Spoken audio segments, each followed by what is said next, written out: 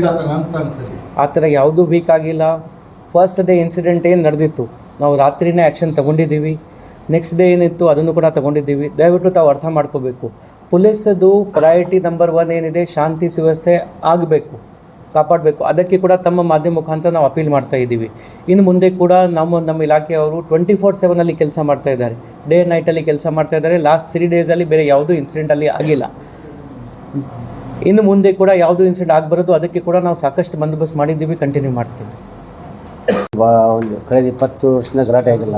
ಮತ್ತು ಅಹಿತ ಘಟನೆಗಳು ಮರುಕಳಿಸದಂತೆ ಒಂದು ಎಲ್ಲರದ್ದು ಜವಾಬ್ದಾರಿ ಇರುತ್ತೆ. ಹೀಗಾಗಿ ತಮ್ಮ ಎಲ್ಲರಿಗೆ ಮತ್ತೊಮ್ಮೆ ನಾನು ಮನವಿ ಮಾಡ್ಕೊತೀನಿ, ತಮ್ಮ ಮುಖಾಂತರ ಎಲ್ಲ ಸಾರ್ವಜನಿಕರಲ್ಲಿ, ಎಲ್ಲ ಬಂಧು ಬಾಂಧವರಲ್ಲಿ ಈ ನಮ್ಮದು ಶಾಂತಿ ಕಾಪಾಡೋದು ಎಲ್ಲರೂ ಅಗತ್ಯ ಸಹಕಾರ ನಮ್ಮ ಜಿಲ್ಲಾಡಳಿತ ನೀಡಬೇಕಂತ ನಮ್ಮನ್ನೆಲ್ಲರನ್ನೂ ಕೊಡ್ತಾಯಿದ್ದೀನಿ. ಅಲ್ಲ, ಅನಧಿಕೃತ ಅಂತ ಅಂಥದ್ದು ಯಾವುದೂ ಬಂದಿಲ್ಲ. ಅದು ಒಂದು BTDದಲ್ಲಿ ಒಂದು 6 ಅಲಾಟ್ಮೆಂಟ್ ಆಗಿದೆ.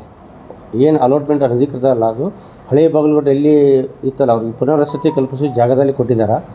ಆ ಜಾಗದಲ್ಲಿ ಇನ್ನೊಮ್ಮೆ ನಾನು ಹೇಳಿದ್ದೀನಿ, BTD ಚೀಫ್ ಇಂಜಿನಿಯರ್ ಕೂಡ ನಿರ್ದೇಶನ ಕೊಟ್ಟಿದ್ದೀನಿ. ಆ ಥರ ಯಾವುದರ ಈ ಥರ ಆ ಸಮಾಜದ ಎಲ್ಲೆಲ್ಲಿ ಇರ್ತಾರೋ ಅಲ್ಲೆಲ್ಲೇ ಕೊಡಿ. ದೇವಸ್ಥಾನ ಇದ್ದಲ್ಲಿ ಹಿಂದೂಗಳಿದ್ದಲ್ಲಿ ದೇವಸ್ಥಾನ ಕೊಡಿ, ಮತ್ತು ಮುಸ್ಲಿಂ ಬಾಂಧವರಿದ್ದಲ್ಲಿ ಅಲ್ಲಿ ಆ ಮಸೀದಿಗಳನ್ನು ಕಲ್ಪಿಸಲಿಕ್ಕೆ ನೀವು ನಿರ್ದೇಶನ ಕೊಟ್ಟಿದ್ದೀನಿ. ಒಂದು 2-3 ಕಡೆ ಅಲ್ಲಿ ಸ್ವಲ್ಪ ಏರಿಯಾ ಇದರಲ್ಲಿ ಅವರು ಅಲಾಟ್ಮೆಂಟ್ ಮಾಡೋದ್ರಲ್ಲಿ ಕರೆಕ್ಟಾಗಿ ಮಾಡಿದ್ದಾರೆ. ಬಟ್ ಏರಿಯಾ ಗುರುತಿಸೋದ್ರಲ್ಲಿ ಸ್ವಲ್ಪ ತಪ್ಪು ಮಾಡಿದರು. ಅದನ್ನು ಸರಿಪಡಿಸಂತೇಳಿ ನಾನು ಈಗಾಗಲೇ ನಿರ್ದೇಶನ ನೀಡಿದ್ದೀನಿ BTD ಚೀಫ್ ಇಂಜಿನಿಯರ್.